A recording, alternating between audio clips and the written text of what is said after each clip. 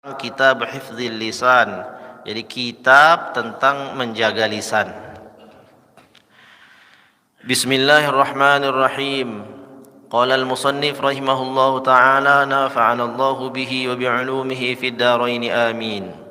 Qala Allah ta'ala, a'udzu billahi minasy syaithanir rajim. Bismillahirrahmanirrahim. Ma yalfizu min qawlin illa ladaihi raqibun atid. Wa qala ta'ala, inna rabbaka labil mirsad. Wa qad zakartu ma yassara Allah subhanahu wa ta'ala min al-adhkaril mustahabbati wa nahwiha mimma sabaqa. Wa aradtu an adumma ilaiha ma yukrahu aw yahrumu min al-alfazi liyakuna al-kitabu jami'an li ahkamil alfazi wa mubayyinan aqsamaha. Di dalam kitab ini, yakni kitab tentang hifzil lisan, menjaga lisan, beliau Imam An-Nawawi mengutip firman Allah Subhanahu wa taala, yakni berbunyi, ma yalfizu min qawlin illa ladaihi raqibun atid. Tiadalah ada satu ucapan sekalipun melainkan pada sisinya ada malaikat yang senantiasa mencatat. Di dalam kitab-kitab yang kita pelajari berkaitan dengan nama-nama malaikat, maka disebutkanlah raqibun atid. Ini raqib dan atid adalah malaikat yang menuliskan semua amal perbuatan manusia, baikkah itu perbuatan baik atau perbuatan buruk. Perbuatan baik yang dicatat oleh para malaikat itu juga ada yang berupa ucapan. Jadi setiap ucapan yang keluar daripada lisan kita ini, tiadalah satu daripada ucapan yang keluar dari lisan kita melainkan ia akan ditulis itu ucapan yang baik atau itu ucapan yang buruk. Maka kitab ini diberikan dengan judul Kitab Hifdzil Lisan, yakni menjaga lisan. Wa qala ta'ala, selanjutnya beliau Imam An-Nawawi juga mengutip ayat, inna rabbaka labil mirsad. Sesungguhnya Rabbmu itu labil mirsad, adalah benar-benar mengawasi. Ya, Allah Subhanahu wa taala mengawasi seluruh daripada makhluk ciptaannya. Apa yang diperbuat oleh manusia, tiada satu pun yang lepas dari pengawasannya, baikkah itu ucapan juga perbuatan daripada manusia. Sehingga tidak ada daripada ucapan dan perbuatan manusia itu melainkan ia akan melihat catatan amal kebaikannya. Jadi di dalam kitab namanya Tanbihul Ghafilin, yang ditulis oleh Imam Abi Lais As-Samarqandi, seorang ulama yang hidup pada abad ketiga Hijriah. Beliau di dalam kitab tersebut menuliskan satu tajuk tentang innal hasanat yuzhibnas sayyiat. Jadi sesungguhnya kebaikan-kebaikan itu akan menghapuskan segala keburukan. Beliau menuliskan satu riwayat bahwasanya nanti kita akan diberikan Allah Subhanahu wa taala catatan semua amal kita. Baik dan buruk akan kita lihat. Bahwasanya nanti akan diberikan kitab, yang kitab itu berisi seluruh daripada perbuatan manusia. Baik perbuatan itu berupa ucapannya atau perbuatannya.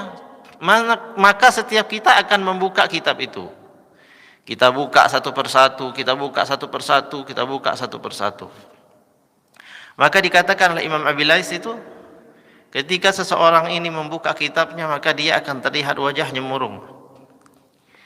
Terlihat wajahnya murung.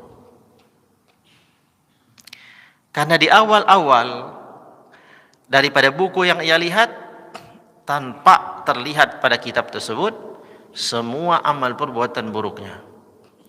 Tiada satu pun daripada perbuatan sekecil apapun.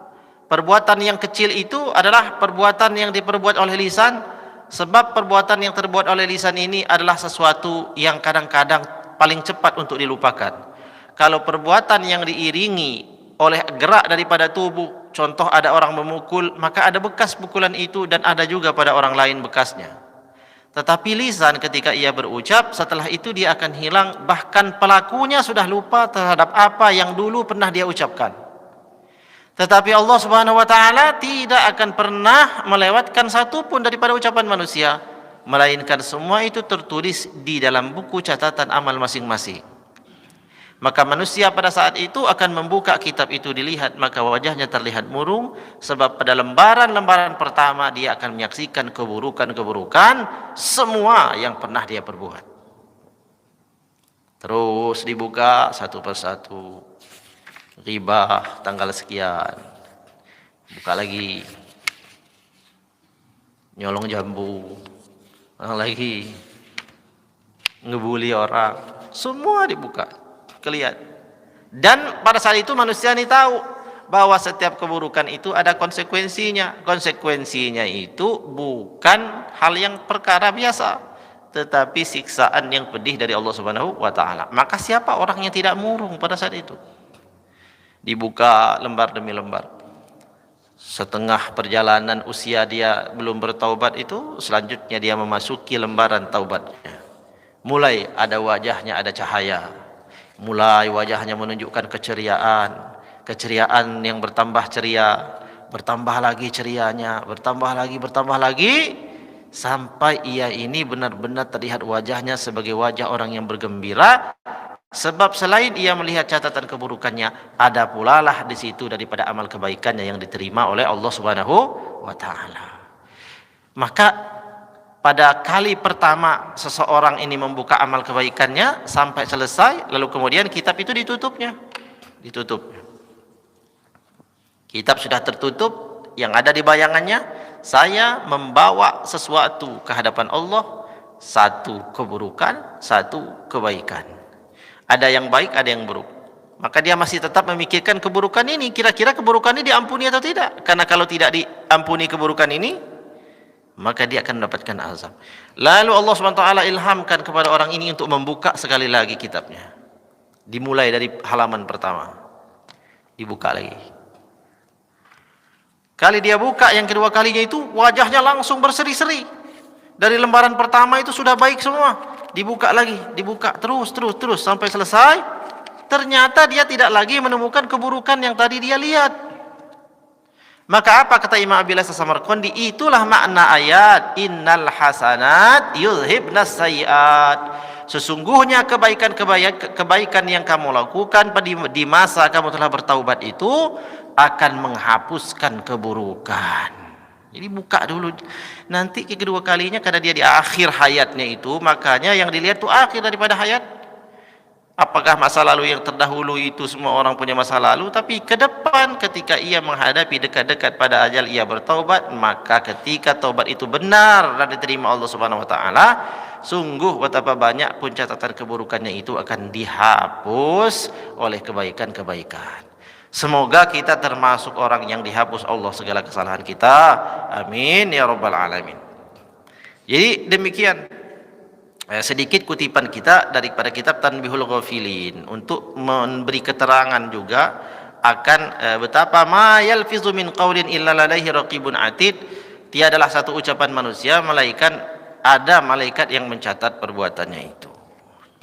Maka kata Imam Nawawi, karena pentingnya bab ini, aku ingin mengumpulkan perkara-perkara yang jami tentang perkara yang lengkap yang berkaitan dengan hukum-hukum daripada lisan.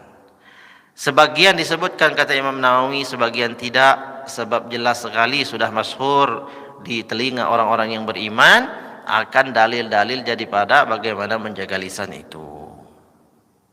Maka beliau menuliskan fasalnya. Setelah mengutip ayat Al-Quran tadi, beliau membuatkan fasal tentang menjaga lisan an jami'il kalami, dari seluruh daripada ucapan-ucapan, kecuali pada ucapan tersebut telah zahir maslahatnya.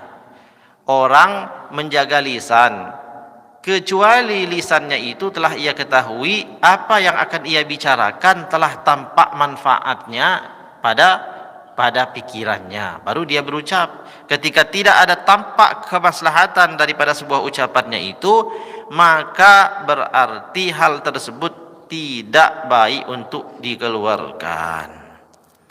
Bismillahirrahmanirrahim. I'lam, ketahuilah, annahu yanbaghi likulli mukallafin, bahwasanya sesungguhnya selayaknya bagi tiap-tiap mukallaf. Tiap-tiap mukallaf, mukallaf ini artinya orang yang sudah dibebani syariat. Mukallaf itu aqil baligh, ya. Orangnya sudah akil, berakal, dia sempurna akalnya, bukan orang yang diberi Allah ujian penyakit gila. Kemudian dia ini telah baligh, telah sampai usianya pada usia baligh. Nah, akil baligh itu namanya mukallaf. Ketika ada orang berakal telah sampai pada usia baligh, maka dia sudah jadi mukallaf, sudah dibebani syariat, ya, sudah dibebani syariat. Maka selayaknya bagi orang yang telah dibebani syariat itu, kata Imam An-Nawawi, ayyahfaza lisanahu an jami'il kalami, untuk senantiasa ia terus-menerus menjaga daripada lisannya, an jami'il kalami, dari tiap-tiap ucapan, illa kalaman, kecuali sebuah ucapan, tazharul maslahatu fihi, yang telah tampak pada dirinya maslahatnya apa. Dia mau ngomong nih, dia pikir-pikir, oh omongan ini ada manfaatnya, maslahat, baru dia berucap. Ketika dia pikir-pikir, oh enggak ada manfaatnya ucapan ini, maka dia menahannya. Wa matastawal kalamu wa tarkuhu fil maslahati fassunnatu al-imsaku anhu. Maka jikalau ia berpikir bahwasanya ia berucap tentang suatu ucapan itu maslahatnya sama dengan dia diam. Umpama ada orang mau berkata, kata-katanya yang akan ia ucapkan dia pikirkan dulu, oh ini ucapan saya ini ada manfaatnya, maslahatnya. Tapi ketika saya diam, itu juga ada maslahatnya. Maka sunnah memilih diam, tidak memilih berkata. Sunnahnya imsak, menahan diri dari berbicara. Jadi, wa matastawal kalamu wa tarkuhu fil maslahati fassunnatu al-imsaku anhu. Kalau dia mikir-mikir, ternyata ucapannya ini manfaat buat orang. Tapi kalau dia diam, juga sama manfaatnya. Baik dia bicara atau tidak bicara, sama-sama manfaatnya, maka dia lebih dianjurkan untuk diam saja. Karena setiap ucapan ini ketika sudah dibuka, mungkin saja akan terselip sesuatu yang tidak maslahat lainnya. Ya, jadi begitu. Kalau orang mau berkata, kalau dia diam, manfaat. Kalau dia berbicara tentang sesuatu itu manfaatnya sama, maka dia diam saja. Tapi kalau dia pikir maslahatnya lebih banyak daripada diam, maka barulah kemudian ia berbicara terhadap satu perkara itu. Li'annahu qad yanjarrul kalamul mubahu ila haramin aw makruhin. Sebab setiap ucapan yang mubah, yang boleh tersebut, bisa saja ia akan menyimpang kepada sesuatu yang haram atau minimal makruh. Bal hadza katsirun aw ghalibun fil adati wassalamatu la ya'diluha syai'un. Kebiasaan kita itu kan ngobrol terus gitu ya. Tapi selagi enggak haram ya juga enggak apa-apa. Khawatir juga kita kalau begitu masuk masjid enggak ada lagi suaranya. Nengok udah diam. Ya satu murung. Enggak ada lagi tegur sapa. Maksudnya itu hal-hal yang enggak manfaat, itu ya. Hal-hal yang manfaat ya tetap saja. Sepi ya. Ini kelas-kelasnya orang-orang ini khusus ya. Kelas-kelasnya orang-orang khusus. Ya kalau kita, patokan kita yang penting enggak haram ya. Yang penting enggak haram yang bicarakan ya aman. Rawaina fi sahihai, kami riwayatkan dalam dua sahih. Al-Bukhari wa Muslimin, yakni sahih Al-Bukhari dan Muslim. An Abi Hurairah radhiyallahu anhu, daripada Sayyidina Abi Hurairah radhiyallahu anhu, anin Nabi sallallahu alaihi wasallam qala, dari Nabi sallallahu alaihi wa alihi wasallam, Nabi telah bersabda, man kana yu'minu billah wal yaumil akhir falyaqul khairan aw liyasmut. Man kana, barang siapa yang ia yu'minu billah, beriman kepada Allah. Barang siapa beriman kepada Allah. Wal yaumil akhiri, dan beriman kepada hari akhir, ya ucapan atau perbuatannya. Falyaqul khairan, maka hendaklah ia berkata baik, aw liyasmut, atau kalau tidak dia diam. Jadi diam itu juga ibadah. Kalau niatnya bukan untuk musuhin orang, tapi diamnya itu untuk meninggalkan maksiat, itu ibadah. Jadi hal perkaranya orang muslim itu memang luar biasa indahnya. Ketika dia bicara, bicaranya yang baik dan manfaat. Ketika dia diam, niatnya meninggalkan maksiat. Karena ada juga diam yang berdosa, diam nggak negur orang karena di dalam hatinya ada kebencian. Lah ini justru dicatat diamnya sebagai suatu perbuatan buruk. Tapi kalau ada orang diam saja, dia nggak berbicara, tapi niat diamnya bukan karena dia benci dengan teman yang di samping, bukan juga dengan apa, karena merasa dirinya itu nggak layak bicara dengan orang atau sombong, ya, takabur begitu. Asal tidak seperti itu tujuan diamnya, maka diamnya itu ibadah dalam rangka ia meninggalkan maksiat, yakni maksiat berbicara yang haram atau yang sia-sia. Makanya sebagian daripada ulama itu mendidik muridnya di puasa, selain daripada puasa, menahan diri dari makan dan minum, puasa dari ngomong. Jadi kalau orang berkunjung ke tempat belajarnya, ke pondok-pondoknya, ketemu para santri, nggak ada yang ngomong, diam. Assalamualaikum. Cuman isyarat aja, terus menerus. Ada yang 1 minggu, ada yang 10 hari, ada yang 40 hari nggak ngomong sama sekali. Kenapa? Ya belajar tidak bicara kecuali yang baik-baik, ya. Nah, kalau kita turunkan lagi ininya, yang penting nggak bicara haram. Tapi kalau mau meningkat lagi, nah ini kita udah ketahui, ya.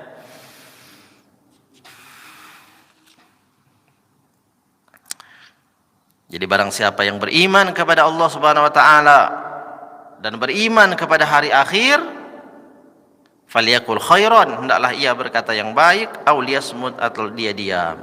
Orang beriman kepada Allah itu kan artinya dia iman Allah itu memang punya hari yang namanya hari pembalasan. Dia yakin.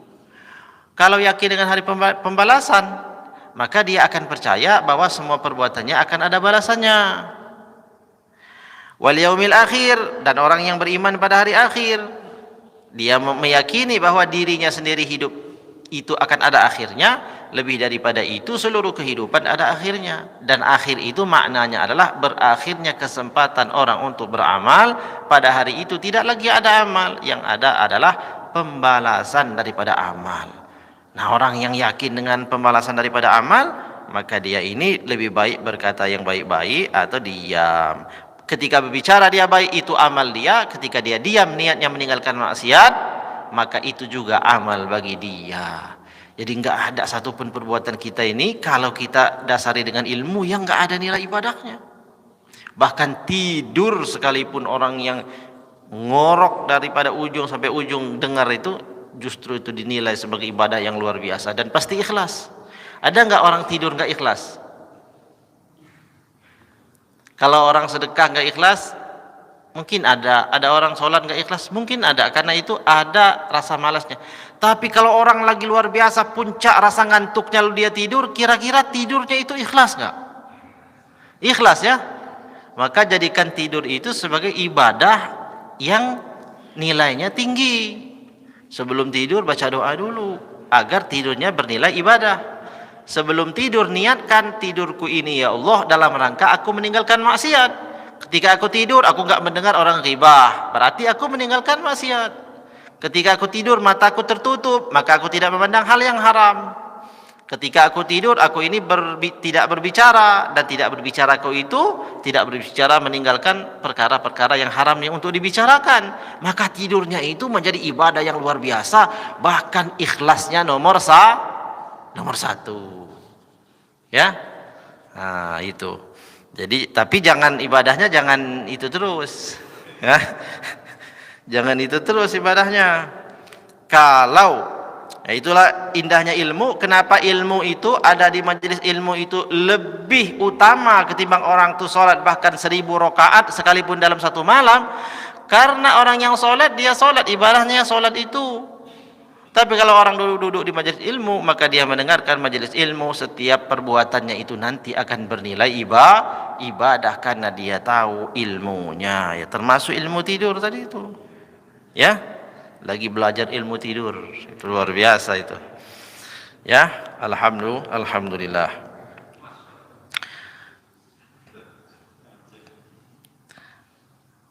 Apalagi kalau pada ibadah diganggu setan, mimpi buruk.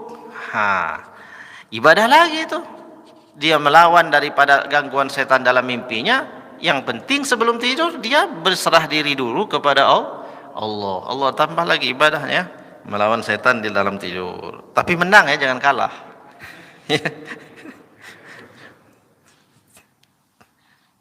Banyak orang mimpi diganggu jin, ganggu setan.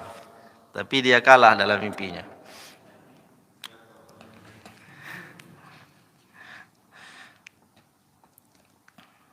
Kita lanjutkan, bismillahirrahmanirrahim. Qultu, aku katakan, kata Imam Nawawi, fahadzal hadisu al-muttafaqu ala sihhatihi nassun sarihun fi annahu yanbaghi alla yatakallama illa idza kana al-kalamu khairan.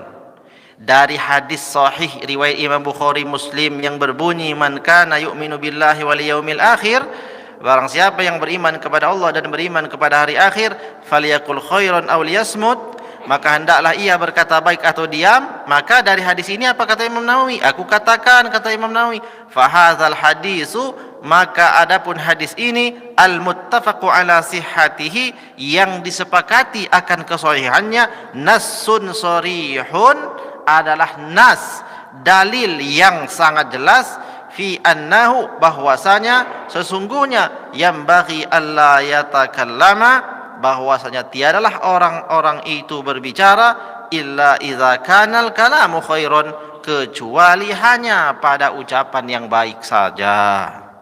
Wa huwa allazi zaharat lahu maslahatuhu, itulah yang dimaksud sebagai kalam atau ucapan yang telah tampak maslahatnya. Jadi kalau yang dibicarakan itu adalah perkara yang baik, maka itu sudah pasti maslahat. Kalau ada orang berkata-katanya baik, enggak usah dipikir-pikir lagi ini maslahat apa enggak. Kalau ucapannya baik, itulah kemaslahatannya. Jadi kalau ucapannya itu baik, ya itu pasti maslahat. Termasuk ucapan baik itu menegur saudaranya dengan ramah, dengan ucapan doa, assalamualaikum. Ini kalam kan? Ini baik. Ketika ini baik, pasti ada maslahatnya. Maslahatnya apa? Dia akan tertanam rasa cintanya kepada saudaranya, saudaranya pun akan tumbuh dan bangkit di dalam hatinya bahwa dia merasa orang yang berucap salam kepadaku ini adalah saudaranya, lalu dia ucapkan juga jawaban salam orangnya. Jadi wassalamualaikum salam warahmatullahi wabarakatuh. Jadi tiadalah yang baik-baik itu kecuali memang itu telah tampak maslahatnya. Wa mata syakka fi zuhuril maslahati fala yatakallama, akan tetapi suatu ketika ada orang ragu, kira-kira yang saya ucapkan ini maslahat atau enggak, maka hendaklah dia menahannya untuk tidak berbicara. Ya kalau salam sudah pasti maslahat, enggak usah lagi dipikir-pikir. Orang mau salam, saya maslahat enggak ya kalau saya ucapkan salam? Ya pasti maslahat, itu baik. Maksudnya dalam ucapan-ucapan yang kita ragu, apa yang akan kita bicarakan ini kira-kira manfaat atau enggak. Ketika kita ragu, maka tahan, jangan dibicarakan. Tapi hal-hal yang sudah pasti maslahatnya sudah kelihatan dan jelas, jangan dipikir-pikir lagi. Orang ketemu orang enggak mau salam, enggak mau assalamualaikum. Kenapa? Dia pikir jangan-jangan enggak maslahat. Nah ini mah salah pikir namanya, nih gagal paham namanya. Jadi kalau yang baik-baik ya segera diucapkan salam.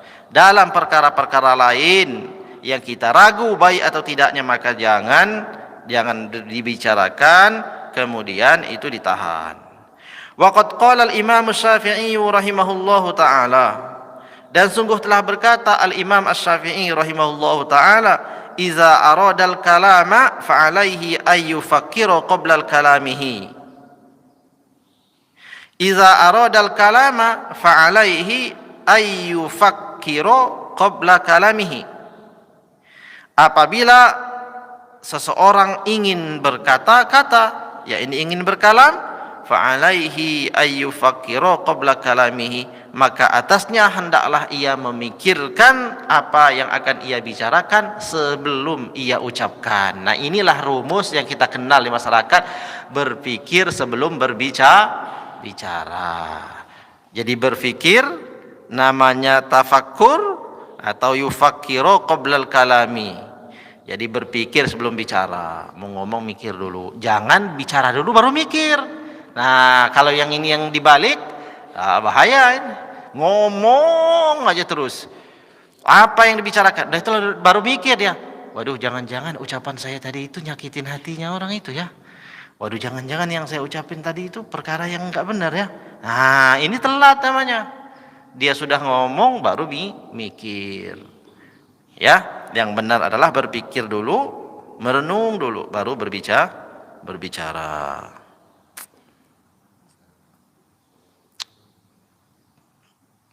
Fa in zaharatil maslahatu takallama. Setelah dia pikir itu, kalau tampak maslahatnya dari hasil pemikirannya itu, takallama, maka dia bicara, ngomong dia, baru dia lanjutkan ucapannya. Wa in syakka, akan tetapi apabila ia ragu dia apa yang akan dia bicarakan manfaat atau tidak, lam yatakallam hatta tazharu, maka ia tidak berbicara sampai tampak maslahatnya, ditunda maksudnya. Ditunda dulu. Ditunda dulu. Satu lagi. Warwaina fi sahihihima, kami riwayatkan di dalam dua sahih mereka, yakni riwayat Imam Bukhari dan Muslim juga. An Abi Musa al-Ash'ari radhiyallahu anhu qala, daripada Sayyidina Abi Musa al-Ash'ari, seorang sahabat Nabi. Abi Musa al-Ash'ari adalah sahabat Nabi yang paling merdu suaranya ketika baca Quran. Di kalangan sahabat-sahabat Nabi itu semuanya adalah qori terbaik, pembaca Quran terbaik. Tapi Nabi sangat tersentuh dan sangat takjub ketika mendengarkan baca Qur'annya Abi Musa al-Ash'ari. Jadi ada Ibnu Mas'ud yang terkenal dengan suara yang begitu indah dan begitu menyentuh hati orang yang mendengar baca Qur'annya. Yang kedua adalah Abu Musa al-Ash'ari. Nah, Abi Musa al-Ash'ari ini dikatakan adalah yang nomor satunya. Nomor duanya Abdullah bin Mas'ud atau Ibnu Mas'ud.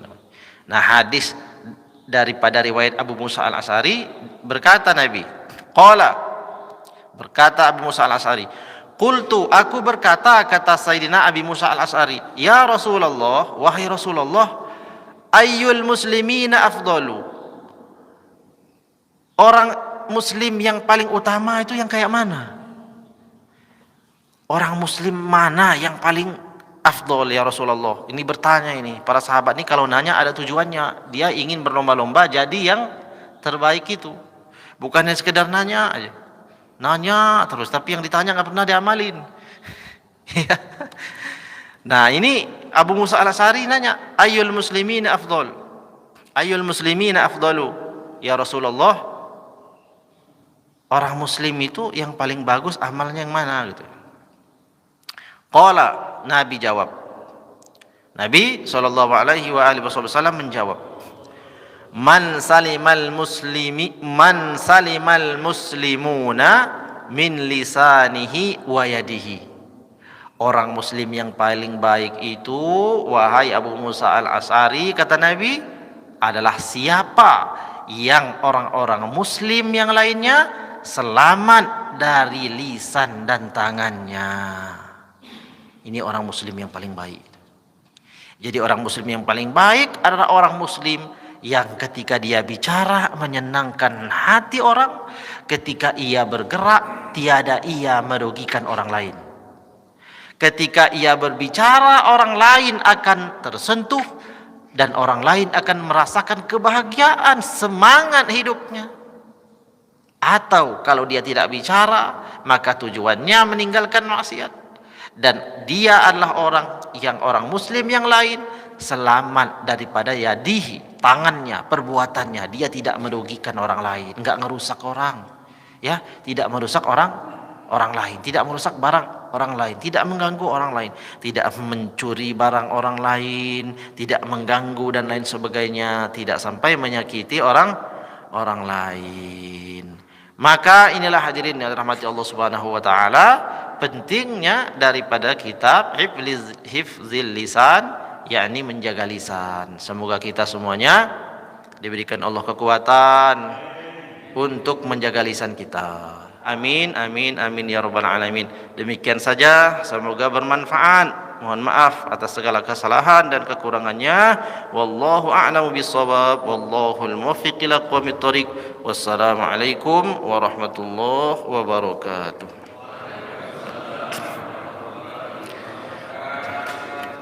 Allahumma